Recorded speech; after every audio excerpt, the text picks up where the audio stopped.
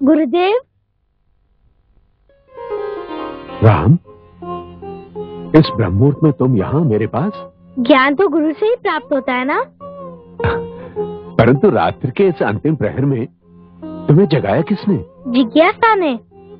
जिज्ञासा? कैसी जिज्ञासा वत्स? पिताश्री ने मुझे बताया है कि आप अपने शिष्यों को धर्म की शिक्षा देते हैं।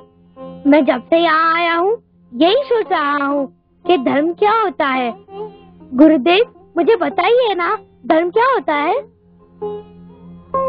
अच्छा, तो आप ये जानना चाहते हैं कि धर्म क्या होता है? अवश्य, परंतु आप मुझे आप कहकर क्यों संबोधित कर रहे हैं?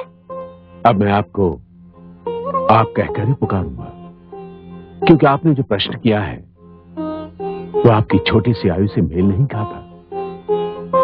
ऐसे प्रश्न तो बड़े और महान व्यक्ति ही किया करते हैं। आइए मेरे साथ।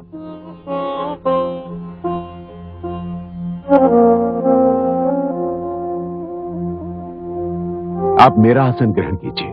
गुरुदेव। आसन ग्रहण कीजिए। जो आ गया।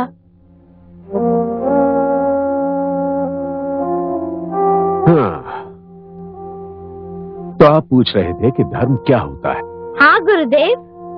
आप मेरे पहले बाल शिष्य हैं जिसने इतना महान प्रश्न किया है, और मुझे पूरा विश्वास है कि यदि आपके मस्तिष्क में इतना महान प्रश्न उभरा है तो इसका उत्तर भी आपका मस्तिष्क अवश्य ग्रहण करेगा।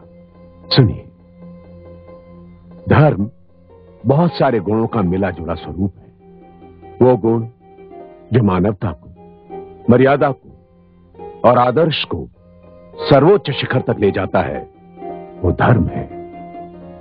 धर्म का अर्थ है जीवन को चलाने वाला। और कर्म क्या होता है?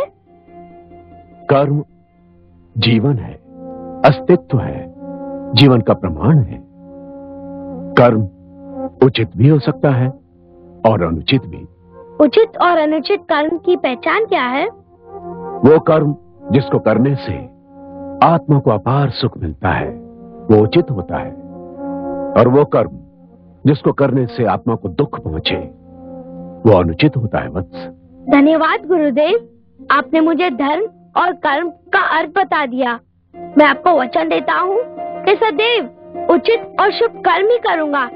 सारा जीवन मानवता, मर्यादा और आदर्श को सर्वोच्च शिखर तक ले जाने का प्रयास करूँगा।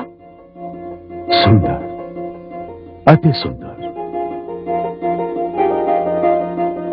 अब मुझे आज्ञा दीजिए गुरुदेव। यशस्वी भव।